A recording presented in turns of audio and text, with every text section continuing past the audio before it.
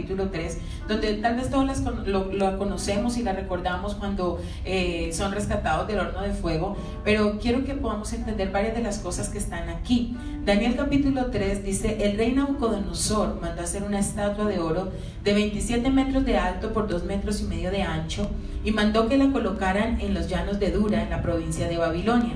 Luego les ordenó a los sátrapas, prefectos, gobernadores, consejeros, tesoreros, jueces, magistrados y demás oficiales de las provincias que asistieran a la dedicación de la estatua que había mandado erigir. Para celebrar tal dedicación, los sátrapas, los prefectos, los gobernadores, consejeros, tesoreros, jueces, magistrados y demás oficiales de las provincias se reunieron ante la estatua. Entonces los heraldos proclamaron a voz en cuello: a ustedes, pueblos, naciones y gente de toda lengua, se les ordena lo siguiente: tan pronto como escuchen la música de trompetas, flautas, cítaras, liras, arpas, zampoñas, dice la escritura, y otros instrumentos musicales, deberán inclinarse y adorar la estatua de oro que el rey Nabucodonosor ha mandado erigir. Todo el que no se incline ante ella ni la adore será arrojado de inmediato a un horno en llamas. Ante tal amenaza, tan pronto como se escuchó la música de todos esos instrumentos musicales, todos los pueblos y naciones y gente de toda lengua se inclinaron y adoraron la estatua de oro que el rey Nabucodonosor había mandado erigir. Pero algunos astrólogos se presentaron ante el rey y acusaron a los judíos. «¡Que viva su majestad por siempre!», exclamaron. «Usted ha emitido un decreto ordenando que todo el que oiga la música de trompetas, flautas, cítaras, liras, arpas, zampoñas y otros instrumentos musicales se incline ante la estatua de oro y la adore. También ha ordenado que todo el que no se incline ante la estatua ni la adore será arrojado a un horno en llamas. Pero hay algunos judíos a quienes su majestad ha puesto al frente de la provincia de Babilonia que no acatan sus órdenes, no adoran a los dioses de su majestad ni a la estatua de oro que mandó erigir. Se trata de Sadrach, Mesach y Abednego». Lleno de ira, Nabucodonosor los mandó llamar. Cuando los jóvenes se presentaron ante el rey, él les dijo: «Ustedes tres, ¿es verdad que no honran a mis dioses ni adoran a la estatua de oro que he mandado erigir? Ahora que escuchen la música de los instrumentos musicales, más le vale que se inclinen ante la estatua que he mandado hacer y que la adoren. De lo contrario, serán lanzados de inmediato a un horno en llamas y no habrá Dios capaz de librarlos de mis manos». Y me gusta la respuesta de estos tres jóvenes que dice: Sadrach, Mesach y Abednego le respondieron a Nabucodonosor: «No hace falta que nos defendamos ante su majestad». Otra versión dice: «No hace falta que le demos explicaciones frente a eso».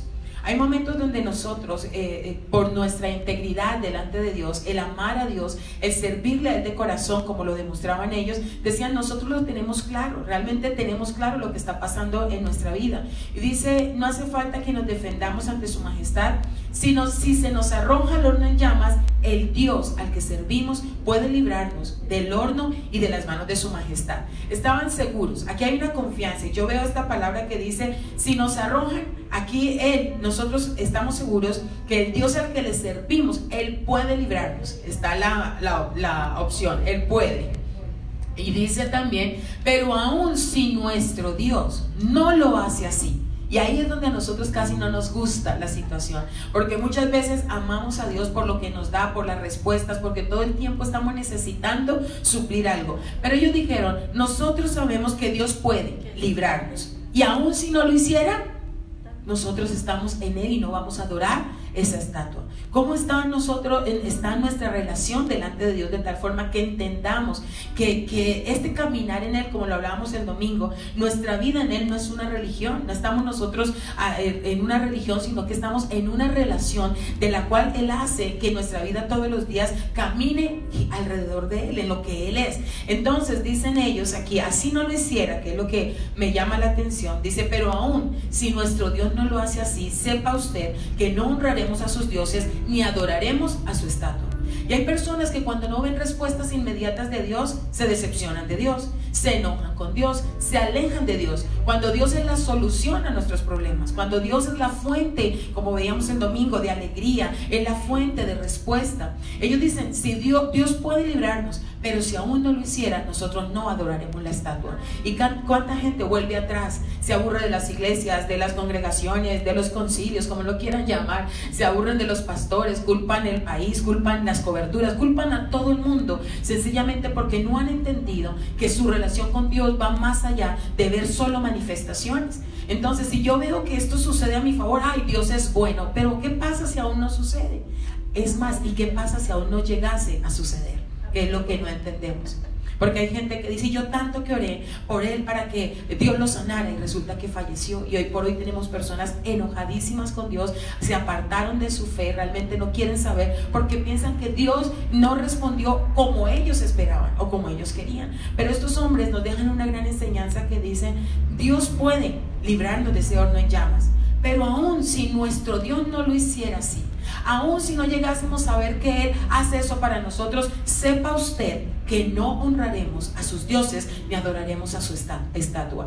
¿Cómo está tu lealtad delante de Dios? ¿Cómo está tu fe delante de Dios? Y sigue diciendo esta historia: ante la respuesta de Sadrach, Mesach y Abednego, Nabucodonosor se puso muy furioso y cambió su actitud hacia ellos. Mandó entonces que se calentara el horno 7 veces más de lo normal, y que alguno de los soldados más fuertes de su ejército ataran a los 3 jóvenes y los arrojaran al horno en llamas.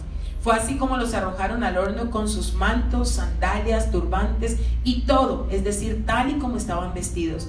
Nosotros leemos esto y parecieran historias. Yo nací y crecí en mi vida escuchando a Daniel, lo que pasaba al horno de fuego, todo lo que sucedía, y son historias, pero cuando profundizamos vamos a entender que son situaciones tan fuertes que ellos en su humanidad pudieron sobrellevar, teniendo su confianza en lo sobrenatural, en lo que Dios podía hacer. Y dice aquí que como estaban vestidos, los amarraron, los llevaron, y fue de inmediato la orden. Había un horno en llamas, pero el rey fue tan furioso que estaba de ver que la decisión de ellos era: así Dios nos libre o no nos libre, no adoraremos esa estatua. Y dice que por esa ira, ¿cuántas cosas han venido con ira contra la vida de las personas por su integridad, porque se mantienen firmes en sus convicciones, en sus principios? Y viene algo tan fuerte como eso que leemos, que fue calentado 7 veces, y dice que los arrojaron como estaban. Y dice el verso 23, los cuales atados de pies y manos, o sea, imaginemos por un momento, atados por pies y manos, cayeron dentro del horno en llamas. En ese momento Nabucodonosor se puso de pie y sorprendido les preguntó a sus consejeros, o sea, lo lanzan, van amarrados, no pueden hacer absolutamente nada, o sea, no pueden defenderse. Si uno a veces medio toca una estufa caliente, o cómo queda la piel cuando nosotros nos quemamos frente a algo, o con algo, algún accidente pequeño en casa, cómo la piel queda. Ahora estamos hablando de un horno en llamas, calentado 7 veces, amarrado, no podían hacer nada. Y dice que él se asoma, por decirlo así, lo que dice en el verso 24, y pregunta: ¿acaso no eran 3 los que atamos y arrojamos al fuego? Y ellos le responden: así es, su majestad. O sea, sí eran 3. Y dice él: pues miren, exclamó, allí en el fuego veo a 4 hombres sin ataduras y sin daño alguno, y el cuarto tiene la apariencia de un dios. ¿Cuántos eran? 3 y habían 4. Y dice: los echamos amarrados, atados, pero allí yo veo 4 sin ataduras, sin nada de lo que había. Y dice ahí el verso 26, dicho esto, Nabucodonosor se acercó a la puerta del horno en llamas y gritó: Sadrach, Mesach y Abednego, siervos del Dios Altísimo, salgan de allí y vengan acá. Cuando los 3 jóvenes salieron del horno, los sátrapas, prefectos, gobernadores y consejeros reales se arremolinaron en torno a ellos y vieron que el fuego no les había causado ningún daño, y que ni uno solo de sus cabellos se había chamuscado, dice esta versión. Es más, su ropa no estaba quemada y ni siquiera olía a humo. Cuando nosotros entendemos y mantenemos esa obediencia delante de Dios, debemos saber y entender que hay ángeles que se activan a nuestro favor para ayudarnos, que Dios envía su respuesta, como lo hemos estado leyendo a través de la escritura desde el Génesis. Desde el Génesis hasta Apocalipsis, los ángeles hacen una aparición maravillosa. Pero dice aquí que él ve esas 4 personas y dice que uno tenía apariencia de un dios. Cuando dice el verso 28, entonces exclamó Nabucodonosor: alabado sea el Dios de estos jóvenes, que envió a su ángel y los salvó. Ellos confiaron en él y, desafiando la orden real, optaron por la muerte antes que honrar o adorar a otro Dios que no fuera el suyo. Por tanto, yo decreto que se descuartice a cualquiera que hable en contra del Dios de Sadrach, Mesach y Abednego, y que su casa sea reducida a cenizas, sin importar la nación a que pertenezca o la lengua que hable. No hay otro Dios que pueda salvar de esta manera. Y dice el verso 30, después de eso el rey promovió a Sadrach, Mesach y Abednego a un alto puesto en la provincia de Babilonia. Yo leo esto una y otra vez y no me cansaré de decir, no hay nada mejor que pueda haber pasado en nuestra vida que amar a Dios, que servirle con todo el corazón y ver cómo Él obra y se manifiesta, porque el Dios que estamos leyendo acá es el mismo que está hoy con nosotros. Entonces, ¿por qué ellos pudieron ser radicales frente al pecado, frente a la idolatría, frente a fallarle a Dios y decir, sea que Dios nos libre del horno de fuego, o sea que no lo hiciese, nosotros no lo vamos a hacer? Y no tenemos por qué dar explicaciones, no tenemos por qué defendernos, simplemente sabemos la convicción que hay en nuestro corazón de amar y servir a Dios como Él lo veíamos el domingo, con toda el alma, con todas las fuerzas, con todo el corazón. Entonces dice, si echaron 3 y habían 4, Dios envió el ángel para librarlos de esa situación. Un horno en llamas, calentado 7 veces, fuerte la situación, pero dice que ni un solo pelo fue quemado, ni olían a humo, nada. ¿Cómo nosotros podemos entender que ese Dios todavía sigue operando de manera sobrenatural y poderosa para nuestra vida? Para hacer que nosotros podamos ver sus respuestas. Los pensamientos de resistencia, los pensamientos negativos nos hacen entrar en choque con nuestra fe. Ah, sí, qué bonita historia. Ay, sí, cómo Dios responde de bonito. Ay, sí, un ángel llegó, pero en mi vida no veo nada. ¿Por qué? ¿Por qué no pasa? Eso pasó ahí, pero ¿por qué no pasa en mí? Y necesitamos entrar en un nivel mayor de fe y declarar lo que Dios ha hecho en nuestra vida, en nuestro corazón, y confiar en Él. Vamos a Mateo capítulo 4. Y también seguimos, ya pasamos casi en estos estudios por todo lo que fue el Antiguo Testamento, y empezamos también a mirar, aunque nos faltaron muchos. En Zacarías vemos como todo el tiempo Zacarías dice, y el ángel que hablaba conmigo me dijo, y el ángel que hablaba conmigo, todo el tiempo era como normal hablar con un ángel. Y dice Mateo capítulo 4, que siempre lo hemos leído desde el verso 1 hasta el verso 11, o bueno, ya conocemos la tentación, lo que le habla, pero dice el verso 11, el diablo entonces le dejó, y aquí vinieron ángeles y le servían.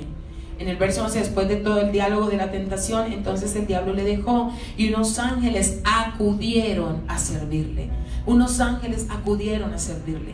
Entonces nosotros debemos saber, Señor, que tú envías las respuestas. Hay personas que ya tienen la orden de bendecirte, de bendecirnos, dada por Él. Porque los ángeles, vuelvo a lo que hablábamos hace unos días, que hay gente que te puede decir, es que tú eres un ángel para mí, eres como un ángel. ¿Por qué? Porque hay una esencia, algo, una asignación de parte de Dios que ha sido entregada para ayudar. Los ángeles vienen en esa ayuda. Mateo capítulo 13, el verso 39, el Señor también está hablando y contando la historia, hablando la parábola del sembrador, y al finalizar toda la enseñanza, en el verso 39, cuando ya la está explicando, dice desde el verso 36 en adelante, entonces despedida la gente, entró Jesús en la casa, y acercándose a Él sus discípulos le dijeron, explícanos la parábola de la cizaña del campo. Respondiendo Él les dijo, el que siembra la buena semilla es el Hijo del Hombre. El campo es el mundo, la buena semilla son los hijos del reino, y la cizaña son los hijos del malo.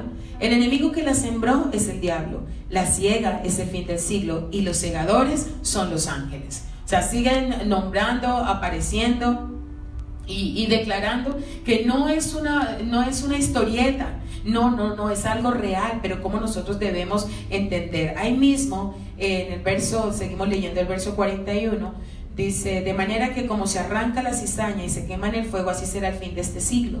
Enviará el Hijo del Hombre a sus ángeles, y recogerán de su reino a todos los que sirven de tropiezo y a los que hacen iniquidad, y los echarán en el horno de fuego. Allí será el lloro y el crujir de dientes, dice la Escritura. En el verso 49 dice, así será el fin del siglo, saldrán los ángeles y apartarán a los malos de entre los justos. Saldrán los ángeles. Hemos visto como dijo Jacob en Génesis, dice, y el ángel que me guarda de todo mal bendiga a tus hijos, cuando estaba dando la bendición a José. Leemos en los Salmos que dice, el ángel de Jehová acampa. Así como hay un ángel, también hay ángeles en plural. Entonces el ángel de Jehová acampa alrededor. El Salmo 91, a sus ángeles mandará cerca de ti, para que tu pie no tropiece en piedra. Pero ¿cómo nosotros entendemos cada día estos grandes misterios? En Mateo capítulo 26, el verso 53, está hablando, leamos desde el 47, el arresto de Jesús. Dice, mientras todavía hablaba, Vino Judas, uno de los 12, y con él mucha gente con espadas y palos de parte de los principales sacerdotes y de los ancianos del pueblo. Y el que le entregaba les había dado señal diciendo: al que yo besare, ese es, prendedle.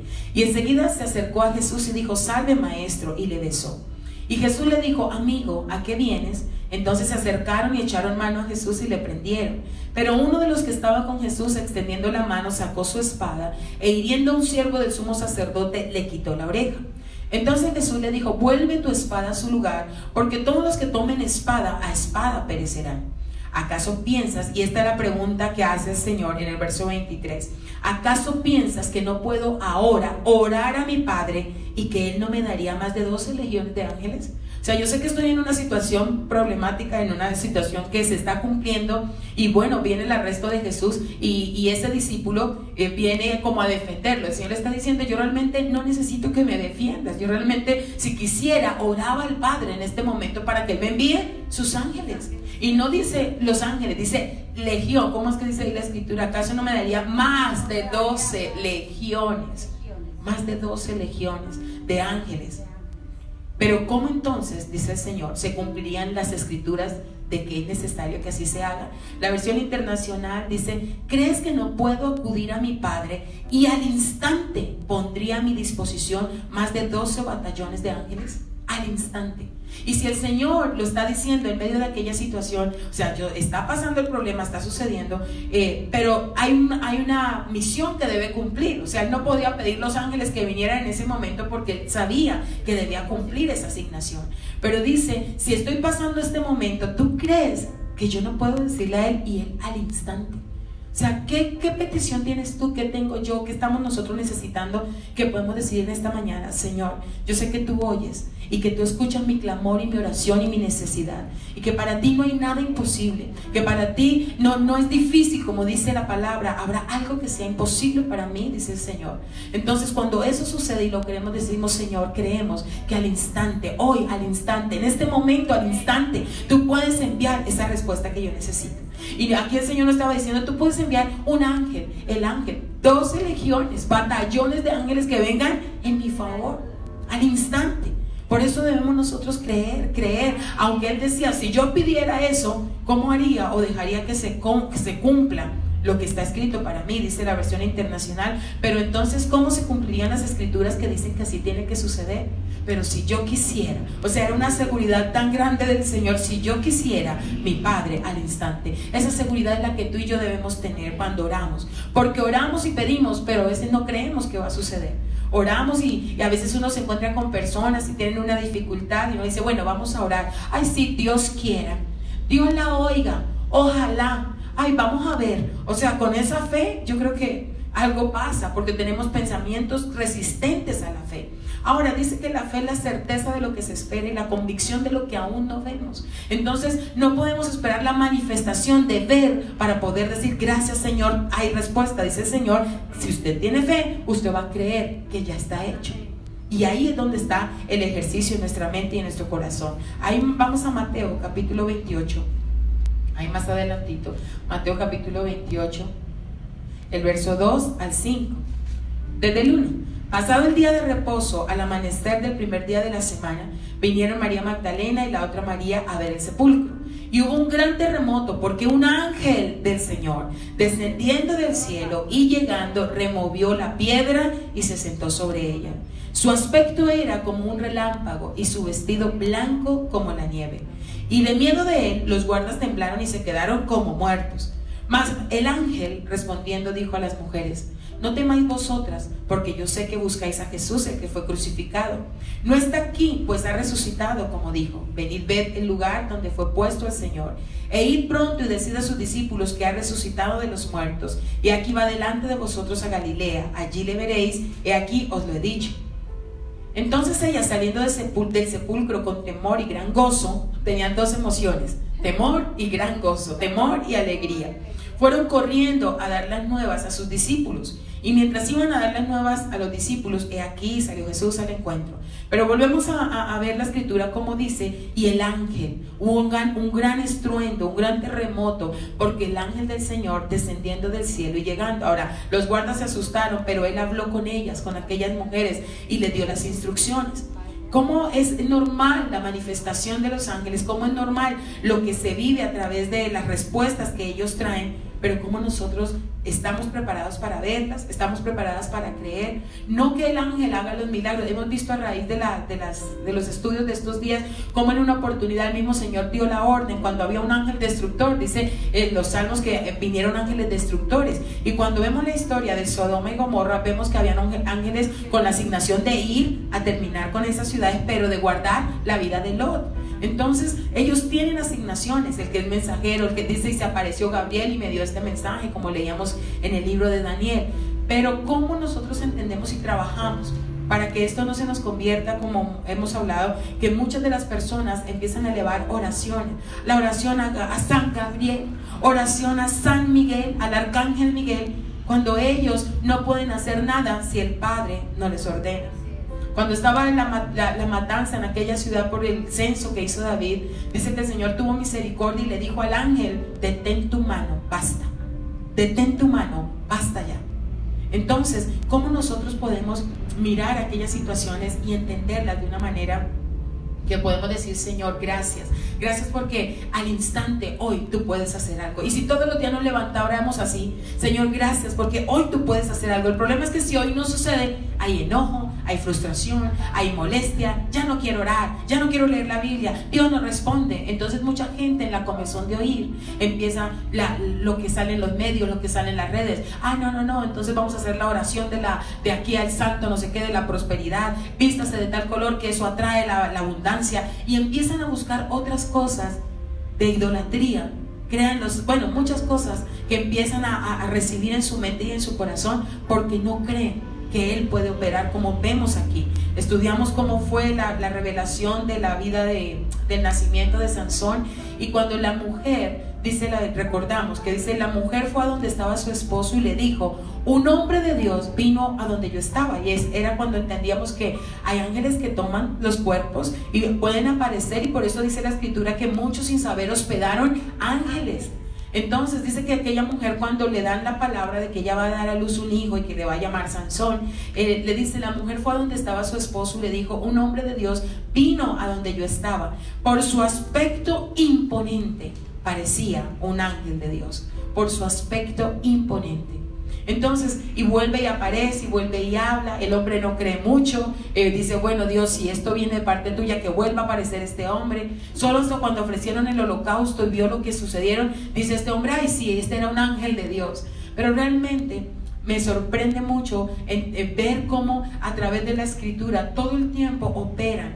Y vemos también el ángel que se apareció para interrumpir el camino de Balaam. Interrumpir, oponerse a lo que él iba a hacer. En su ceguera, en lo que la inclinación de su corazón tenía, por esa mezcla que había en él con lo oculto, con las cosas que estaba trabajando, fue más sensible el animal de ver el ángel y de ver todo, pero él estaba haciendo tropiezo. Y dice la escritura, y hay ángeles que están puestos ahí para no dejar. ¿Qué está pasando? Por eso nuestro crecimiento espiritual debe ir más allá de uno escudriñar y decir: Señor, ¿qué hay? ¿Qué está pasando en mi vida? ¿Qué cosas a mi alrededor están sucediendo que yo debo verla con los ojos espirituales? Entonces, la manifestación de los ángeles, el creer que ellos operan, nosotros lo vamos a declarar y decir: Señor, gracias. Gracias porque es que está escrito que tú envías tu ángel para que me guarde del mal, del peligro, para que me defienda, como lo dice tu palabra. Cuando Daniel estaba en el foso de los leones y el rey también corre a ver, con el dolor del corazón que lo había enviado allí, le hace una pregunta y le dice: Daniel, al Dios a quien tú constantemente sirves, ¿te pudo librar de esos leones? Y él responde y dice: claro que sí, porque es que yo no he hecho nada contra su majestad. Y dice: y mi Dios envió su ángel. que hoy tú y yo podamos decir: mi Dios envió su ángel. Al instante, si tú crees que Jesús, el que está en tu corazón, el que clamó en ese momento, al que oramos, por el cual estamos aquí, y él en ese momento fuerte de su arresto, y ver toda la revolución que se armó, y ver que el discípulo saca y corta oreja y dice: no, le da la enseñanza, le dice: así no son las cosas, si tú haces así, así mismo te va a tocar. Sana, hace un milagro y le dice: yo sé lo que está pasando, yo sé todo lo que está sucediendo, pero tú crees que si yo le pidiera a mi Padre un batallón de ángeles, Él no me lo enviaría al instante? ¿Cuál es nuestra fe? Voy a orar, pero quién sabe si eso pase. Oremos y gritemos y que Dios lo hace, pero nada sucedió. Vamos a orar creyendo que no hay, que Él lo que quiere hacer, dice el salmista: Dios hace lo que Él quiere en el cielo y en la tierra. Si a Él le place que sea hoy, será hoy y ya. Si a Él le place que sea en este instante, será ya. Pero creamos que Él opera milagros a nuestro favor, que nuestra vida tendría que ser como la de aquellos hombres. Yo decía: Señor, hay otra versión, cuando estaba leyendo lo de Daniel, en el libro de Daniel, acerca de los que fueron arrojados al horno de fuego, donde dice: no, es que eso ni nos preocupa. Ay, Dios mío, dice: los van a lanzar al horno de fuego. Dice: no, es que eso ni nos preocupa en este momento. Realmente, sea que Dios responda o no responda, no adoraremos esa estatua. ¿Qué te preocupa hoy? Tal vez no nos preocupa que vamos a ser lanzados a un horno de fuego, calentados 7 veces, amarrados, atados, que no podemos hacer nada. Pero ¿qué te preocupa? Soltemos esa preocupación delante del Señor y digamos: Señor, tú, si quieres, al instante puedes mandar esta respuesta. Al instante ya puede suceder algo en lo sobrenatural. Y esa es la visión que tenemos a través de su palabra. Decir: Señor, gracias, porque no hay otro Dios como tú, porque tú respondes. Cree que cada oración dice: acerquémonos confiadamente, no acerquémonos por si las casualidades llegan, acerquémonos por si esto pudiera suceder. No, acerquémonos confiadamente al trono de la gracia para hallar el oportuno socorro. Hay cosas duras, sí, hay cosas fuertes, sí, que nosotros decimos: bueno, llevo orando por esto y no veo respuesta, llevo orando y hay una carga. Pues soltemos esa carga. Digámosle: Señor, en el momento justo tú actuarás, en el momento apropiado tú enviarás esa respuesta. Y hoy nos unimos a creer por tu respuesta, por mis respuestas, porque también tengo una peticiones. Todos tenemos peticiones delante de Él. Y decirle: Señor, obra a nuestro favor, pelea por nosotros, levanta, Señor, esa bandera de victoria sobre este problema, sobre esta aflicción. Esta mañana escribía uno de los salmos que decía que si hablo de tus maravillas no me alcanzaría para enumerarlas todas, el Salmo 45. Y yo invitaba a las personas, les decía: ¿qué tal si en vez de hablar tanta queja, tanto problema, y repita el problema, en lo que nos enfocamos, eso adquiere fuerza? Entre yo le cuento el problema y todo el mundo hablando problemas, eso es lo que adquiere fuerza. Y el Salmo 45 aquí dice: has aumentado, Jehová Dios mío, tus maravillas y tus pensamientos para con nosotros, no es posible contarlos ante ti. Si yo anunciare y hablara de ellos, no pueden ser enumerados. Entonces quitemos la queja, quitemos todo el tiempo el problema, la ausencia, la carencia. Todo el tiempo estamos viviendo desde la carencia. Pero si decimos: Señor, sé y reconozco que hoy no tengo esto, pero mayor eres tú. Tú eres fiel, tu palabra no miente, tu palabra hace cosas grandes y maravillosas. La versión internacional dice: muchas son, Señor mi Dios, las maravillas que tú has hecho. No es posible enumerar tus bondades en favor nuestro. Si quisiera anunciarlas y proclamarlas, serían más de lo que yo puedo contar.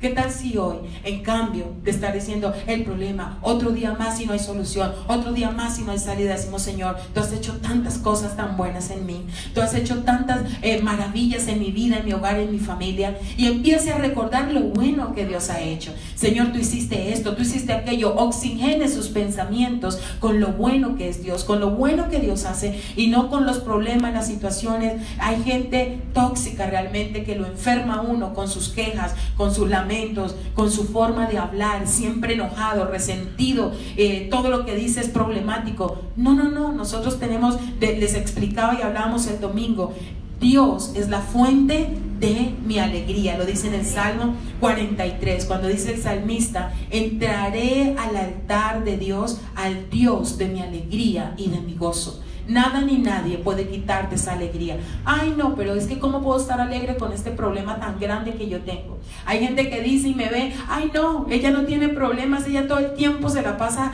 Y qué bueno que perciban eso, porque es lo que Dios hace en mi corazón, en mi interior, que no importa el problema, aquí puede estar la situación, yo he creído en el Dios que es más grande que el problema. Aquí pueden estar las otras adversidades, yo sé quién pelea por mí. Pero entonces, cuando no tenemos claro esto, que Dios es la fuente de mi alegría, la versión internacional dice, entraré al altar de Dios, del Dios de mi alegría y mi deleite. O sea, Él es nuestro deleite, Él lo es todo. Hablábamos y colocamos el ejemplo del celular. Si todas las veces que corremos a buscar una fuente para conectar donde llegamos, en el restaurante, en todo lugar, pero ya no saludamos, si no tiene un lugar donde puedas conectar, porque es la necesidad. Así mismo le decía el domingo, el domingo, le decía, cada vez que conecte su celular, arrodíllese a orar y verá cuántas veces ora.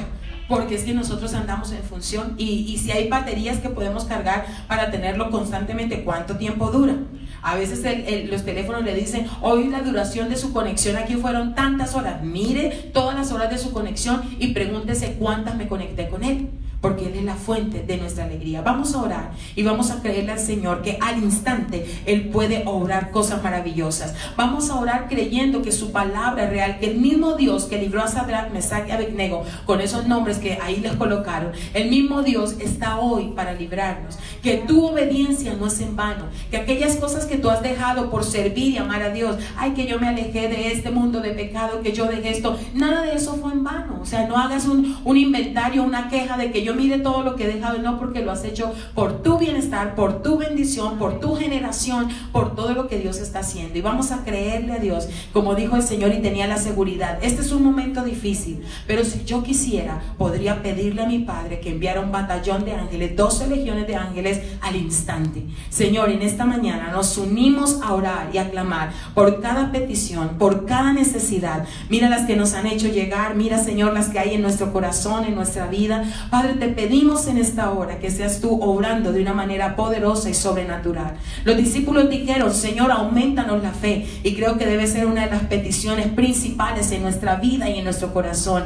Aumentanos la fe para creer que tú eres el Dios que hace milagros. Tú eres el Dios que hace milagros, que a ti nada te ha tomado por sorpresa, que tú tienes el control de todas las cosas. Y dile, Señor, perdona mi falta de fe, esa incredulidad, esa duda, esa palabra que todo el tiempo maldice, esa palabra que no encuentra nada, no sale nada bueno de tu corazón, porque el problema, la frustración, la amargura han tomado ventaja. Y dile, Señor, yo hoy creo que al instante tú puedes enviar una respuesta. Hoy nosotros aquí nos unimos a creer, Señor, que al instante tú puedes enviar esa respuesta que estamos necesitando, Padre, porque tú eres fiel, porque tu palabra no miente, porque así como estos jóvenes pudieron ser radicales en su obediencia, enséñanos, Padre. Y ellos dijeron aún, sabemos que Dios puede librarnos de ese horno en llamas, pero así no lo hiciera, nosotros lo amamos a Él, así no lo hiciera, nosotros dependemos de Él, vivimos para Él. Y dile, Señor, enséñame a tener un amor tan grande por ti, con todo mi corazón, con toda mi alma y con todas mis fuerzas, así como lo dice tu palabra. Enséñanos, Señor, a creer cada día lo que quedó escrito, lo que está aquí, que el mismo Dios de Abraham, de Isaac y de Jacob está para bendecirnos, que el mismo Dios, Señor, que abre los cielos, que envió el maná, que envió toda la bendición a su pueblo, está para bendecirnos. Padre, gracias porque así como Nabucodonosor tuvo que reconocer, echamos 3 y hay 4 y el otro tiene aspecto de un Dios, la gente verá como en tu problema, en tu necesidad hay alguien más haciendo camino, abriendo el camino, y es el ángel del Señor que ya fue asignado para enviar tu respuesta, para traer tu respuesta. ¿No creen ustedes que si el Señor, que si mi Padre, yo le pidiera un batallón de ángeles, me lo enviaría ya mismo? Dile, Señor, yo también lo creo, que tú eres, Señor, todopoderoso, y todo lo que pidieran al Padre, en mi nombre, yo lo haré. Padre, gracias, Señor, porque tú eres fiel. Gracias, Señor, porque no hay otro Dios como tú. Gracias, Señor, porque en esta mañana nosotros nos unimos a creer que hay respuesta respuestas de lo alto. Cree por esa respuesta. Es más, gózate por esa respuesta y dile: Señor, tú eres el Dios de mi vida. Tú eres el Dios de mi vida. Digo el salmista: cuando los problemas vinieron hacia mí, cuando el desconsuelo vino hacia mí, tus mandatos, tu palabra era la fuente de mi alegría. Haz de esta palabra lo que tiene tu mente, tu corazón, lo que llena todo tu ser, para que tú puedas decir cada día: Señor, alimentar tus pensamientos, tus sentimientos y tus acciones con lo que Él ha dicho. Padre, te adoramos y te bendecimos, Señor. Maravilloso eres tú y te damos toda la gloria y toda la honra, porque tú eres fiel, porque tú eres grande. Levanta tus manos al cielo.